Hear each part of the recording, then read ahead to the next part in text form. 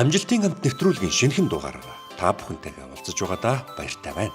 Нэвтрүүлгийн зочин хоймортой Солонгос улсад ажиллаж амьдрахдаа эргэн тойрны хүмүүстэй бариач даваа нэрээрээ танигдсан олондоо хүндлэгдсэн Пүрэв даваагийн гэр бүлийг онцолж байна. Солонгос улсад ирээд барилгын ажлаас эхлээд бүхэл ажлыг хийж үзсэн туршлагаасаа хуваалцаж, гэргий цэцгэн, цэвэрлэгээний ажлыг гартаа оруулж, хүний нутагт амьдрал ахуйгаа сайжруулахын тулд хоёулаа хамтдаа хичээж яваа билээ. Цаг заваараа цагаан идэ хийж хааныг бусдад түгээдэг байна. Цэцгээ хичийг эргэн тойрны охид бүсгүйчүүд нь ихэд хүндлэн, яагаад гэвэл тэр бусдад ажлаа харамгүй зааж сургадаг зан сайтай сайхан эмэгтэй. Ингээд тэднийх Солонгос дахь ажил амьдралын талаар хэрэгтэй зүйлээ бусдад харамгүй хуваалцсныг хамтдаа үзцгээе. За ингээд манай Global MBC студийн амжилтын амт нэвтрүүлэг энэ удаагийн дугаараа эхэлж байгаа. За энэхүү удаагийн дугаартаа маш сонирхолтой зочдыг урьж оролцуулж байна. Тэгээ бүр манай энэ амжилтын амтад оруулаад өгөөч гэж олон залуучууд биднэрт ингээд санал тавьсан байгаа. Тэгээд хайртай ингээд урилгыг ирүүлэхэд бидний урилгыг хүлээж авсанд маш их баярлалаа. Алчиг хүмүүстэй ингээд бас уулздаг юм байжээ. Маш гоё шүү. За ингээд одоо манай нэвтрэл үзэгчдээ бас өөрсдийнхээ талаар тавьж танилцуулахгүй юу? За намайг Пүрэв даваа гэдэг 2019 онд Солонгос улсад ирээд 5 жил боллоо. Анх хэрэгтэй нэг сар болно их юм үзэж чадах юм бол 2 сар болно гэсэн чинь корона гэдэг зорилго гараад тэгээд тэрнээс гэрээд амьдуулаад ижил дасал болоо. Тэгээд 5 жил болчихлоо. Сөүл хот дахь MBC төв хуудастай лайк дарж нэгдээрэй. Огшин битэр чинь эндээс нэг Солонгосын барилгын материалыг юу үгүй сонирх нь гэж хоёулаа хамтлан ирсэн. Тэгээд сар гарan болоод буцсан корона гарсан. Корона гараад хоёулаа яахан тэгэл нэг ажил хийгээл цалингийнхаа амтанд орсон. Тэгэл хоёулаа нэг мэдсэн чинь ингээд 5 жил болсон. Солонгос улсын хардгүй ингээд нэр үнэн юм байна. Монголд байхад харуулт маралт өгчээсэн хүн байхгүй юу? Даралт ихслэг. Үеийн чинь одоо хүний нутагт малах гэсэн чинь намдор газар болоод тэр юм уу? Цагаагаар харин сайхан тохирол. Би харуул нэг л сайхан хөнгөн эрүүл харуул юм шиг болоод. Тэгэхээр одоо сүүлийн үед даралт гэж.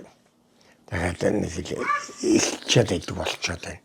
Тэрнээс цагаагаар манайхтай адилгүй дулаахан сайхан өвлөн өж мэддэхгүй зунж мэддэхгүй тийм сайхан газар байна л. Одоо залуучуудтай энэ зэрэгцээл би барилгын ажил одоо 5 жил бүх юм гарт орсон. Хэл мэдэхгүй Солонгосууд нь тийм хэл мэдэхгүй мөртлөө яриаг нь ойлгодог болсон. Тэгээд одоо Монгол хэлжтэй шин. Одоо нэг осондоо биш одоо энд өөрийгөө хөөхдөд энэлгээд явдаг. За биш зам тээвэр барилга хот байгуулалтын яамны давхар сайд хийгээ явж байгаа гэж энэгээ хөгжүүлээ явчихдаг шүү дээ. Миний хажууд ийм том уул шиг хүн байна. Хоёулаа насаараа л одоо хараа хэдтэй суулаа хоёулаа.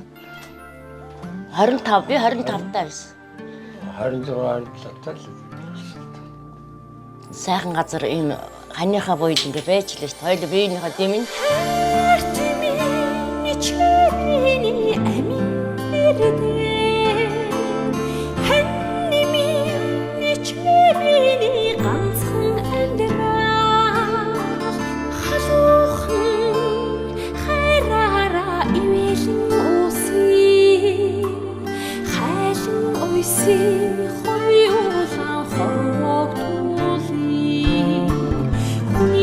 энд бас сайхан юм аа бас Солонгостой өвгөнтэйгээ хоёулаагаа болохоор бүх юмыг мартаал тий ямар ч стресс байхгүй утаа байхгүй хэцүү тий утаа алга энд стресс хэм алга машины чүгчэм одоо машины янз бүрийн юм нэ тэр их юм алга магшилсан сайхан хоол унзан сайхан тэгээд би өөрөө цагаан идэг өөрөө гэрээр ингээд яачдаг ааруул цагаан ид өрөм зөөх зүсгий аар тасайлах бүх юм аа л өөрөө идэг.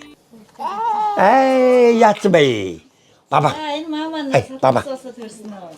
Энэ мамагаас хатын мод сүрт явдаг. Гоё гэж нэг. Гоё. Энд гарсан гээд. Энэ хоёр маань Солонгост ирсний дараа хайртай дүүгийнх нь гэр бүлд хоёр сайхан ихэр заяа мэндэлжээ. Хоёр ихрийг өсгөн торниулахад хамгийн их хувь нэмэр оруулж ах дүү эхнэр нөхрийн хайр хүндэтлэлийг бусдад үлгэрлэж яваа. ирээд нэг ийм хоёр хүүхэдтэй болоод энэ хараа тэр харъя гэж тий. Тэгээд энэ хоёрыг за төрүүлж хаад харинаа гэсэн чинь төрөнгөт нь хөлд оруулчаад харинаа гэсэн. Тэр донд нь баг мөглөхүйчээд гэж хэлэх шахсан бахуу хэлсэн байлгүй бодвол. Тэгээд одоо баг хэлд оруулж харинаа болох гэдэг юм шүү. Тэ. Одоо үсээ нэг нас өргөж чад харинаа гэсэн. Тэгээ одоо нэг нас нь хүртсэн хөлд орцсон.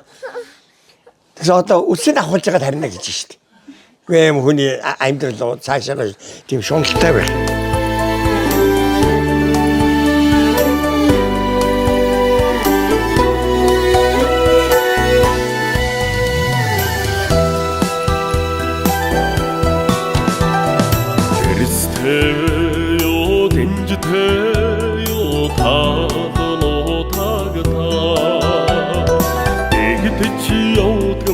Хүний нутагт хүнд олон саад бэрхшээл тохиолддог.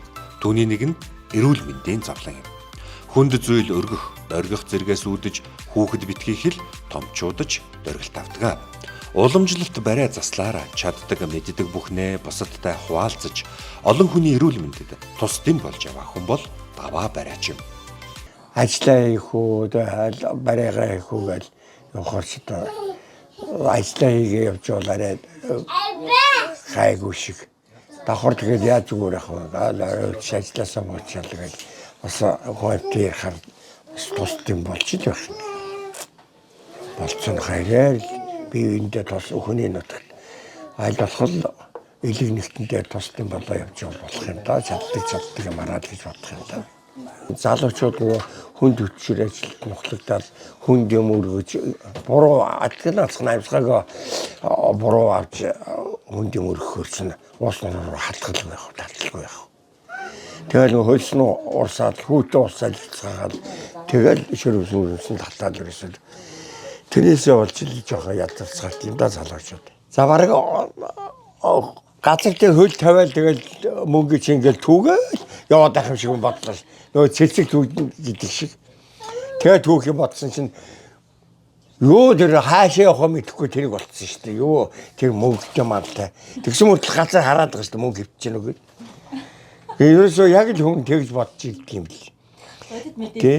Тэгээд хүнтэй уцаар ирээд тагсан чинь за тэдний номерын автобус тэнд байдгийн шүү. Тэрэнд суугаад тэгээ хүрээ дээр эцсийн бодол дээр нь буугараад эцсийн бодол дээр нь буусан чинь очих газараа очоод тэр тэр ажил хийнэ гэдэг чинь Монголтой адилгүй юм билээ баазар.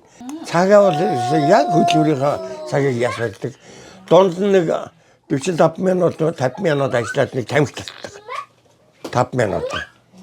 За яг нэг 2 цаг ажиллаад нэг 20 минутын завсарлага байдаг. Кофе уух жоохон амсрах.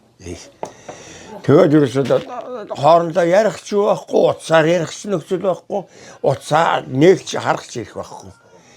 Ер нь ажил хөдөлмөр хийнэ гэж бол тэгжил хийх хэрэгтэй л юм билий л дээ. Тэр чинь анх ирсэн хойно мөнгө асуусан улсууд гарч ирсэн л та. Одоо Солонгост очсон баяжсан гадна зэрэг нөгөө мөнгө түүгээд авцсан бөө баян байгаад гэж бодд юм шиг. Үйл тамайдэл 5 цаас олоод авна өдөр болгон заримдаа элдэн авна заримдаа 15 хоногор авна. Нөгөө мөнгө чинь эндээ идэж уух юм байрны мөнгө, хоолны мөнгө, тэгэл тог цахилгаан, газны мөнгө гэдэг ингээд юм руу засагтаад явчихсан ховцсон хүн банд ховцсгүй байх гэж байхгүй шүү. Тэгэл нэгэн амьдарч байгаа юм чинь хоосон байлтай биш хоол идэнэ. Энийг Монголд байгаа үлдсэн улсууд нь тооцоолдгүй билээ шүү. Өдрийн эдийн засны цалин авч ийн өдрийнхөө цалин хилэнгүүт Монголоор Монгол өнгөрөө үржүүлээд баяжж байгаа юм байна гэдэг. Бай нөгөө тийм энд ирээд адгийн нацгны хил мах авахчил тэр боон чинь хэдэн боонч болоод явчихна тэгэл. Нас тогтсон настай улсууд бол ер нь Солонгосыг зорж бол ажлын төлөө биш сайхан амар зугаалах ийм л боломжтойгоор ирж явах хэрэгтэй улс л та. Тэгээ Монгол улс маань ахмадуудыг харж үзэх тийм тал дээр ажиллах. Ер нь ахмадууд гэх юм байхгүй ард түмнээ харж үзэх ажил төрөлтөд амьдруулах, сайхан амьдруулах тийм боломж олцоо байхгүй, тийм удирдлага байхгүй болохоор ер нь яран илүү их ажил зүтгэж эзхийн шаардлага байхгүй болчиход байна шүү. Манай орон нэг ийм болчихосоо гэж би бодож явдгийг. Манай Монгол улс нэг ийм хизээ ингэ сайхан хөгжих юм бол хулгай гэж юу ч байхгүй. Ястаа тийм юм гэж яхаа тортой юм орхиол явж байж байдаг. Сайхан шүү. Амжилтын амт нэвтрүүлгийн хамтрагч 26 жилийн түүхтэй Микос компани.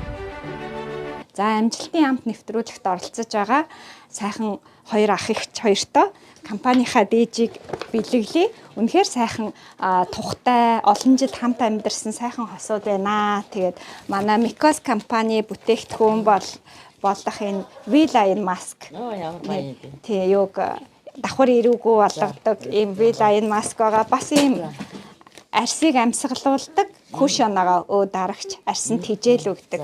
За иймэрхүү бүтээгдэхүүнүүдээс бас шүдний сойз нь үнэхээр гоё. Ерөөсөө мартагдчихгүй. Энийг угааж үзэх юм бол дахиж энэ сойзоор угаамаар санагдтар ингэдэг ийм бэлгүүдийг өгье. За амьдралд нь аж аргал амжилт хүсье. Үнэхээр баярлалаа. Чамд гэсэн амжилт хүсье.